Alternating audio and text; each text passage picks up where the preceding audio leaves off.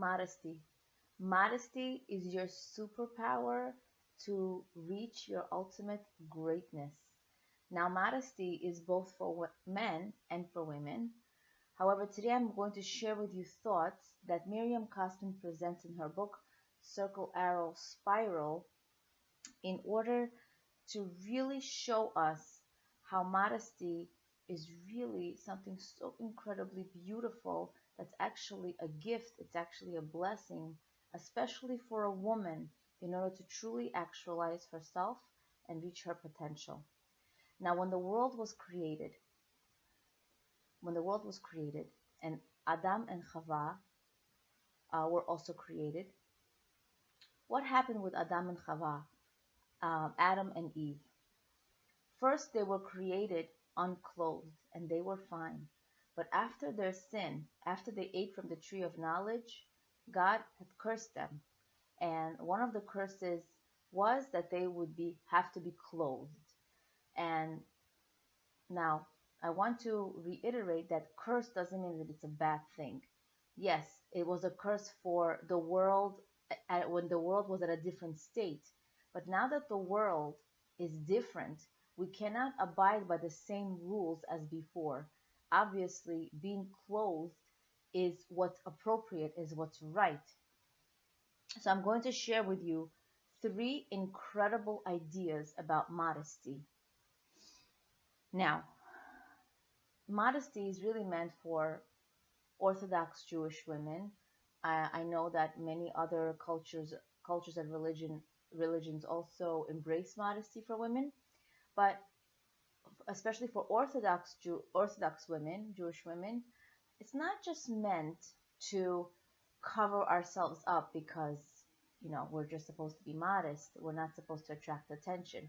We are meant to be beautiful, but not attract attention by the way we act, by the way we behave, by the way we talk. So modesty is actually has so many dimensions, and there's no such thing as anyone being perfect at it. It's always something to work on. It's always something to perfect. Modesty is more than just dress.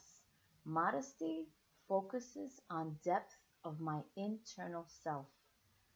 What does that mean?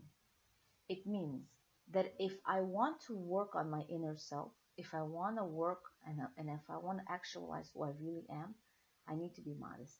If I'm constantly showing off everything I have, everything I am to the whole world to see, then this is actually going to hinder, it's going to actually not let me actualize myself. It's actually going to be superficial and not let me work on my inner self. So to continue, I want to share with you the first one.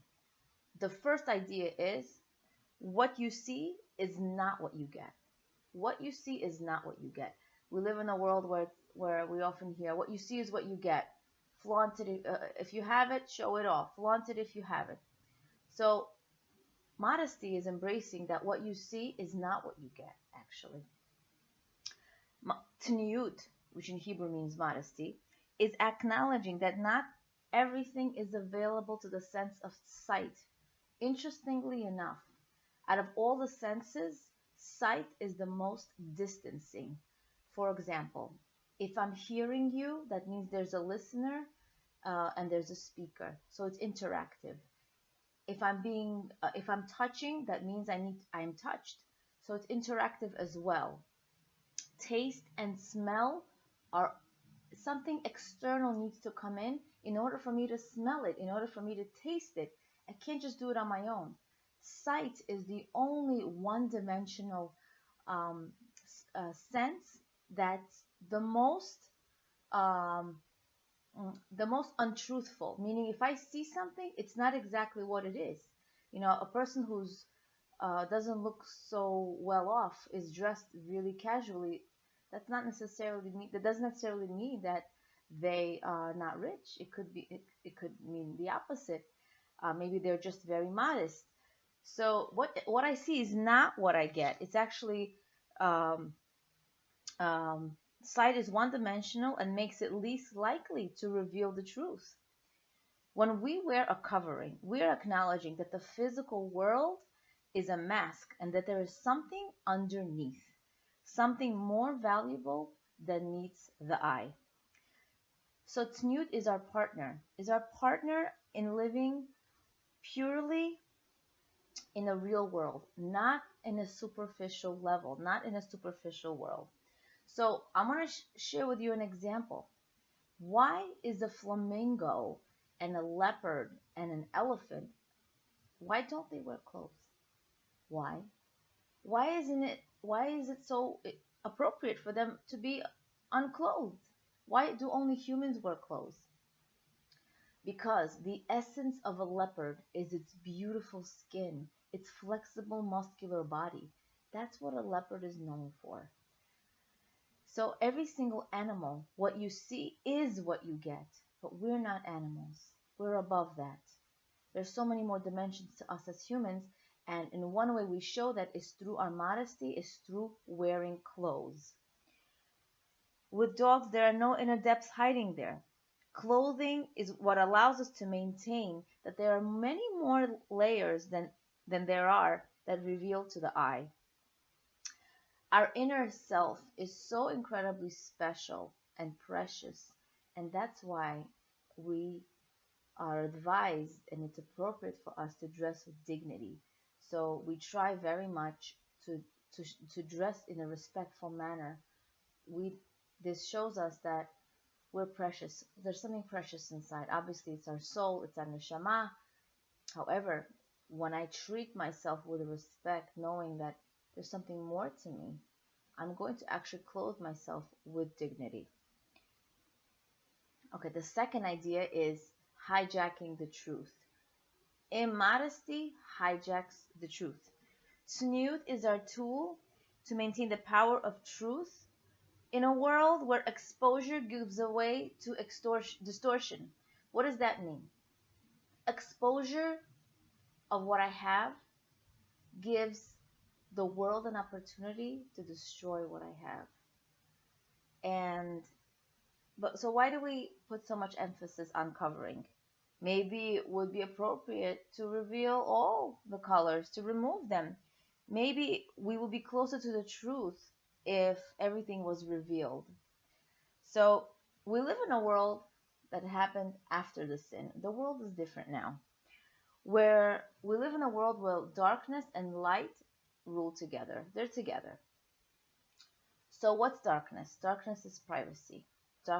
Darkness is prayer. Darkness is you time. Darkness is intimate. Light is fame. Light is attention. Light is a lot of glam. So that's lightness and darkness. Anything revealed, anything that I have that's private and that's revealed is actually in danger. Tzniut is privacy. Tzniut is precious. Do we expose our bank accounts, our estate worth, our expensive jewelry for all the world to know about? So when we do that, we're giving darkness, we're giving all this preciousness that we have become actually destroyed. So we don't want to do that. Our essence is so precious. Too much focus on my outer covering, too much focus on what I have and what I look like and what I show the world is actually going to take away headspace over me focusing on what truly matters. I can't possibly do everything. But if my head is constantly overtaken with thoughts of how to glam myself up, how do I look in society, how does my house look, and constantly on my outer covering, on my outer layer, then what happens is I don't have enough time or headspace to think about my inner self, my inner growth, my inner character, which is actually the purpose of life. So darkness hijacks the vehicle. Darkness overtakes what's important. What's important is your soul. So what happens? Love which is so incredibly beautiful. The more I give, Judaism teaches us the more I give is truly, in a truly unconditional way, is the more I love. Now, if I reveal my love to society, how much I love my spouse with pictures and maybe with being very, very open about it, either on social media or whichever way, what happens is I start thinking about, oh, what does everybody else think about my marriage? Oh yeah, maybe he is a good husband. Maybe she has a better husband. And I start thinking about, wow, the truth becomes actually distorted. Maybe the person who's showing all these pictures is really unhappy in her marriage, um, and the it's not really real. Or maybe now that I see that, wow, my marriage looks great, I start thinking about what love really isn't. Like, how does he make me feel? Which is not really love. That's selfish love. So once I start revealing what's private into the public eye, it gives way to for it to become destroyed, for it not to be precious, for it not to be private, for it not to flourish. So I want to keep what's private private. Tzniut is a protection and a border. It's a separation between the holy and the profane. It's a separation between the material and the spiritual. And it keeps the holy safe. It's very, very interesting. The first tablets that were given to us, the Jewish people, were given in front of so many people, men, women, and children, a large amount of people. They were given in public. However, they were destroyed. They were destroyed. The Jews created a golden calf because Moses did not come down from heaven on time, or they miscalculated. So they created a golden calf, and because Moshe Rabbeinu was very upset, the tablets were destroyed. And after the tablets were destroyed, Moshe begged forgiveness from Hashem our God, and Moshe went back up to heaven for another 40 days with a new set of tablets, and those tablets were given to us in the most private way. It was a private meeting with Hashem, God, and Moshe Rabbeinu. So whatever is actually private, is intimate, is actually precious and holy. Even the Torah, when we go to synagogue, our Torah is actually covered with so many beautiful coverings, and it's special time that it's opened, and special time that it's revealed. And even though it's so, so precious, and it's so, so beautiful, it's not a reason why we should open it up and show it to everyone. It's because it's precious and it has many, many colorings. It's interesting. When one's motivation is very pure, it's actually private. In Judaism, whatever kindness you're doing, if it's done in the most private way, it's really meant to be done. It's really done for the sake of heaven. And very righteous people do this. Righteous people do this, and because they just want to do it for the sake of heaven. They're not doing it to put a name on it. They're not doing it to be recognized in any way. So the most private thing, the most private type of kindness is done, and this is meant the most. It's a mitzvah done purely for the sake of heaven. Doing a mitzvah, this act of kindness, without anyone ever knowing about it, shows that the mitzvah itself has no external aspect. So the third idea is how does spirituality grow? Internal is by definition beneath the surface. There's something under it, there's something on top of it, there's a covering. It must be covered by an exterior. When you expose something, you allow for diffusion. For example, when you have a perfume bottle and you open it and you leave it on the table, what happens? It diffuses. The aroma fills the room, and yeah, it's not just a little dab on you. It just smells so good. It's everywhere now. You don't even notice it. It's just everywhere. It's not so precious because it's everywhere. Smell it everywhere. You see it. You see it on diffusing. And you know, it's a way for us to see that something that's so precious, if I open it up for everyone to see, for the public, it loses its preciousness. Internality focuses on being private, and it only flourishes when it's private, when there's private time, when I'm praying, um, in the quiet time, in the darkness, when I'm by myself. That's internality. My own idea is, you know, how does change start? Change starts in the most private way.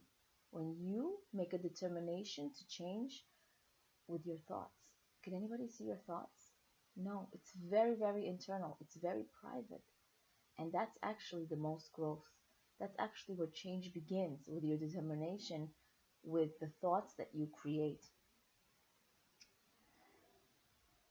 Our inner essence needs to be covered in order to have inner space to develop.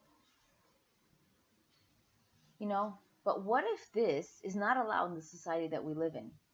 If the covering is stripped away and one isn't able to take the time, inner space, and privacy to rebuild, what happens when one lives in a society that thinks privacy is about being hung up? A society which believes that everything is appropriate for discussion in a public forum. Everything is appropriate. Now, this isn't to say, and I'm not here to say, that if you have a private matter, don't consult with anyone. Consult with someone who's reliable. If you're going through problems in life, why are we putting it out for the world to see? Talk to a life coach, talk to a therapist, someone, a rabbi, a rebbitzin, someone who can help you, someone who you rely on, but not for the world to see. If you have brilliant children, tell you, tell their grandparents. If you have an amazing husband, call your mother. Call your mother. See, what an amazing husband I have. What an amazing son-in-law you have. You know, we have to be wise and willing to evaluate, is this worth sharing? And this is my practical tip to you. Before revealing something that's private into the public eye, whether it's in the family or in the wider circle, let's take the time. Let's take the time to evaluate and to introspect and say, you know, is this worth sharing? Is this meant to be shared with everybody else? And this is challenging. It's hard. It's hard for me too, but it's worth it, because if I want to be my greatest self, I need to harness my internal self. I need to harness um, my inner self, the depths, and to develop them. I can only do that if I keep the private, and the public is actually the enemy of depth. So I don't want to use publicity into my life more than I have to. I hope this was really helpful. I know it's a very sensitive topic, and I know that it's not one dimensional. You know, there's so many dimensions to modesty, and I hope that we can all take the chance to grow. Take the chance that one small step, maybe I can do this in a more modest way, in a way that doesn't show it off to the world, and to may Hashem, our God, give us that type of wisdom. May we merit to harness our inner essence as we develop to become greater than we ever thought possible. I hope this was helpful, and have a beautiful day. Leah Abramov, Being and Becoming.